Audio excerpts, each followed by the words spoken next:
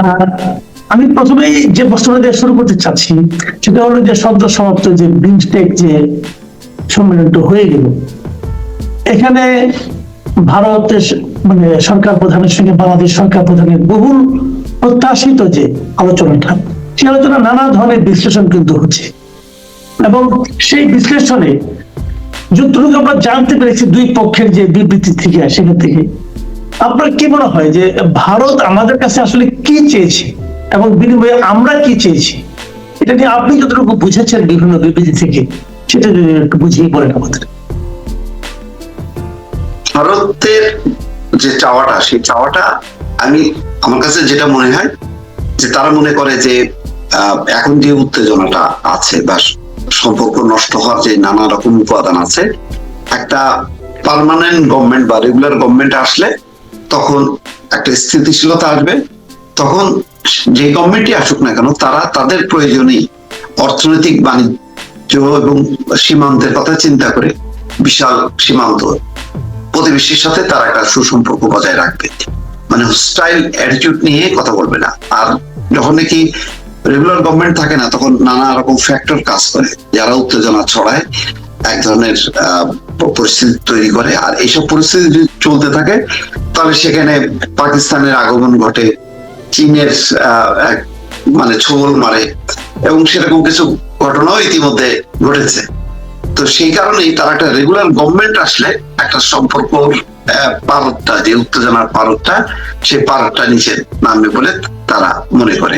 এই কারণে আমার মনে হচ্ছে যে ওই সংখ্যালঘু ইস্যুটা আসলে এটা হলো তাদের নির্বাচনী একটা ইস্যু, যে তারা সবসময় যে হিন্দুদের পক্ষে থাকে, হ্যাঁ, ভারতে এবং বাংলাদেশে, এইটা তারা সবসময় তুলে ধরার, এটা একটা তাদের আভ্যন্তরীণ রাজনীতি। এছাড়া বাংলাদেশে এমন কোন হিন্দু নির্যাতনের ঘটনা ঘটেনি বড় ধরনের, মানে যদি রাজনৈতিক কার্যকারণ ছাড়া যদি ঘটতো তাহলে তারা বলতে পারতো 5ই আগস্টের মূলত হলো রাজনৈতিক পটভূমি। আমি যেটা জানতে চাই, যদি ভারত, আমি জানি না তাদের মধ্যে কি আলাপ হয়েছে, আমি আপনাদের ওখানে ছিলাম না, বাট আমি আমার কমন সেন্স দিয়ে বলতে চাই, যদি ভারত বলে থাকে যে চিন্ময় প্রভুর যে গ্রেপ্তারের ব্যাপারটা, এটা নিয়ে যদি বলে, এটা নিয়ে তাহলে আমাদের সরকার প্রধান আপনার কি ধারণা, কি জবাব দিতে পারেন? আমার মনে হয় না যে এরকম কোন প্রসঙ্গটা স্পেসিফিক ভাবে উঠাইছে, সামগ্রিক ভাবে তারা বলছে, এবং এই প্রসঙ্গটা অলরেডি ডাউন হয়েছে এই কারণে যে ইতিমধ্যে ভারত নিজেই কিন্তু কিছু রিপোর্টে ভারতের গোয়েন্দা সংস্থা রকে সংখ্যালঘু সম্প্রদায়ের উপর অত্যাচার, নির্যাতন, এইসব কারণে কিন্তু নিষিদ্ধ করা বা স্যাংশন দেওয়ার সুপারিশ আসছে। আরো একটা রিপোর্টে তাদের গণতন্ত্রের নিয়ে প্রশ্ন উঠছে যে তাদের পার্লামেন্টের এই স্বেচ্ছাচারিতা কেন। তো সব মিলায় আমার ধারণা যে ওই ইস্যুটা ছিল এরকম যে বাংলাদেশকে তখন একটু কোণঠাসা করার জন্য সংখ্যালঘু ইস্যুটাই ছিল সামনে নিয়ে আসা। যদি না নিয়ে আসতো তাহলে 5ই আগস্টের পরিবর্তনটাকে তাদেরকে ওয়েলকাম করতে হতো। তারা ওয়েলকাম করতে চাচ্ছিল না এবং একটা চাপে রাখতে চাচ্ছিল। তো এখন ভারতও রিয়ালাইজ করতেছে যে এই চাপে রাখাটা হিতে বিপরীত হবে, ছুটে যাবে হাত থেকে, হয়তো চীনের দিকে বেশি চলে যাবে। চীনকে বাংলাদেশের যে মংলা বন্দর, তিস্তা ব্যারেজ, এইগুলো তো ভারতের জন্য স্বস্তিকর না। তো সেই জায়গাগুলোতে এখন দেখছে যে না, এইভাবে চাপে রেখে আসলে তো কিছু হয় না, এটা উল্টো ফলাফল হয়। সেই কারণে আমার মনে হয় সরে এসে তারা নির্বাচনের ইস্যুটাকে সামনে নিয়ে আসছে। আপনি কি বলতে চাচ্ছেন যে বাংলাদেশ তো অনেকদিন ধরেই চাচ্ছিল যে নরেন্দ্র মোদীর সঙ্গে ইউনূস সাহেবের একটা বৈঠক হবে, তাহলে আপনার কি ধারণা যে এই যে ইউনূস সাহেবের অতি সম্প্রতি চীন সফর অথবা ঈদের সময় পাকিস্তানের প্রধানমন্ত্রীর সঙ্গে টেলিফোনের যে আলাপ, দেখেন এমনি বার্তা দেওয়া আর টেলিফোনে কথা বলা, এটা কিন্তু টোটালি ডিফারেন্ট একটা কিন্তু হাইট হয় কিন্তু। এখন এই টেলিফোনে কথা বলা, এগুলো কি ভারতের উপরে একটা বাড়তি চাপ তৈরি করেছিল যে কারণে তারা এই মিটিং এ রাজি হলো?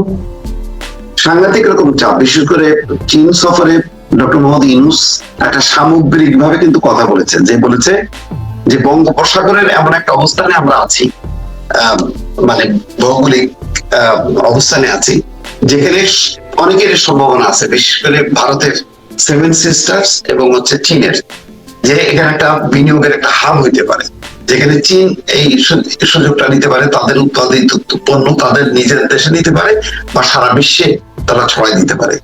এইটাকে কিন্তু সাথে সাথে আপনি দেখবেন যে তাদের উত্তর পূর্বাঞ্চলীয় 7টা রাজ্যের প্রধানরা, রাজনৈতিক দল, এমনকি কংগ্রেস পর্যন্ত রিয়াক্ট করছে যে তাহলে মানে এটা কি 7টা রাজ্যকে কি চীনকে দিয়ে ঘেরাও করতে চায়, এরকম একটা কিন্তু কথা কিন্তু খুব প্রবল ভাবে, এবং তারা নরেন্দ্র মোদীর উপর প্রেসার করছে যাতে এই বিষয়ে নরেন্দ্র মোদী শক্তভাবে কথা বলে। তো দেখবেন যে একটা লাইন আছে যে অপ্রয়োজনীয় মানে কথাবার্তা না বলার অনুরোধ করছে, যাতে মানে তারা বিব্রত হয় এমন কিছু। সম্ভবত ওই 7 সিস্টার্স এর ওই বিষয়টাই তারা নিয়ে আসছে, যাতে এইটা নিয়ে ইউনূস সাহেব কথা না বলে। তো তার মানে ভারতের অ্যাটিটিউডটা কিন্তু যখন বুঝতেছে যে বাংলাদেশ অনেক বেশি চীন, অনেক বেশি পাকিস্তান মুখী হচ্ছে, এখন কিন্তু তারা এই বৈঠকের মধ্য দিয়ে একটা পাল্টা একটা ইন করার একটা দোয়ারটা তাদের খুললো। যদিও প্রথম প্রথম মনে হচ্ছিল যে না মানে মোদী এটাতে ইন্টারেস্টেড না, কিন্তু পরে তারা কিন্তু আলাপ আলোচনা করে দেখছে যে না এই আলো মানে এইটা তাদেরকে করতে হবে। এবং ভারত অত্যন্ত ধৈর্যশীল। দেখেন চীন যেখান থেকে সরে যায়, ভারত কিন্তু সরে যায় না। এখন দেখেন শ্রীলঙ্কায় ভারত ঢুকে পড়ছে, অথচ শ্রীলঙ্কার দুর্দিনের সময় চীন কিন্তু সরে গেল, ভারত কিন্তু কাম দিয়েছিল, তারপর ঠিকই তারা কিন্তু ইন করলো। আফগানিস্তানে চিন্তা করেন, তাদের 50 মিলিয়ন সম্ভবত বিনিয়োগ কান্দাহারে, ওই এত বিনিয়োগ সত্ত্বেও তারা কিন্তু প্রথমে সরে আসলো, কিন্তু এখন সবার আগে কিন্তু মানে প্রতিবেশী দেশগুলোর মধ্যে সবার আগে কিন্তু তারা ঢুকে গেছে। কেননা পাকিস্তান যেহেতু সরে গেছে, মানে নীতিগত অবস্থানের বাইরে দিয়েও ভারত কিন্তু সেখানে ঢুকে যাচ্ছে। তো এই কারণে আর এই বাংলাদেশকে তারা তার কোলের মধ্যে, সেখানে বাংলাদেশকে তারা ছেড়ে দেবে, বাংলাদেশের সাথে সম্পর্ক উন্নয়নের মধ্যে দিয়ে আটকে রাখার চেষ্টা করবে না, এটা হইতে পারে না। তো ফলে তার কৌশলের দিক দিয়ে আগায় গেছে। জি, একটা কথা আমরা শুনেছি, যতটুকু বোধ করি বাংলাদেশের পক্ষ থেকে একটা কথা উঠানো হয়েছিল যে শেখ হাসিনাকে ফেরত পাঠানোর বিষয়টা। শেখ হাসিনাকে তো ফেরত পাঠানোর জন্য আনুষ্ঠানিক ভাবে চিঠি দেওয়া হয়েছে, এখন সেটা ফেরত পাঠানো সম্ভব হবে কি হবে না এটা নিয়ে বোধহয় একটা কথা বলা হচ্ছে।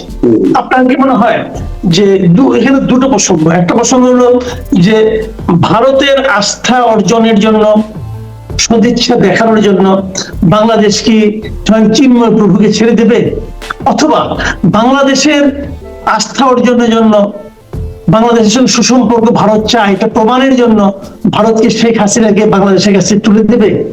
আপনার কি মনে হয়? না, সেটা হবে না। চিন্ময়ের জামিন এটা সময়ের ব্যাপার, এটা নিয়ে ভারত এইভাবে রিয়াক্ট না করলে বরং ভালো হতো, তাহলে ছেড়ে দিত। কারণ তখন ওই রকম রিয়াক্ট করার পরে ছেড়ে দিলে সরকার একটা দুর্বলতা প্রকাশ করে, ফলে সরকার আবার আভ্যন্তরীণ ভাবে অন্যদের দ্বারা আবার চাপের মধ্যে পড়তো।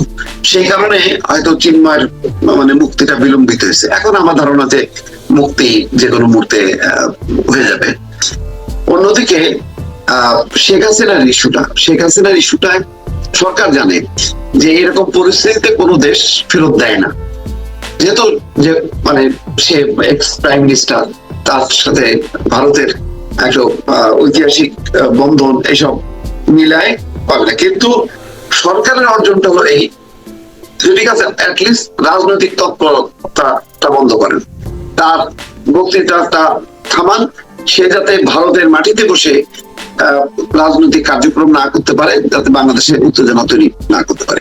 হয়তো আমার ধারণা যে এই একটা জায়গায় হয়তো মানে ভারত কনসিডার করবে এবং শেখ হাসিনাকে বলবে যে আমরা পাশাপাশি দেশ, আপনি যদি এইভাবে কথা বলেন তাহলে সেখানে একটা রাজনৈতিক পরিস্থিতি তৈরি হবে যেটা ভারতের উপর চাপ পড়বে এবং ভারত সম্পর্কটা নষ্ট হবে।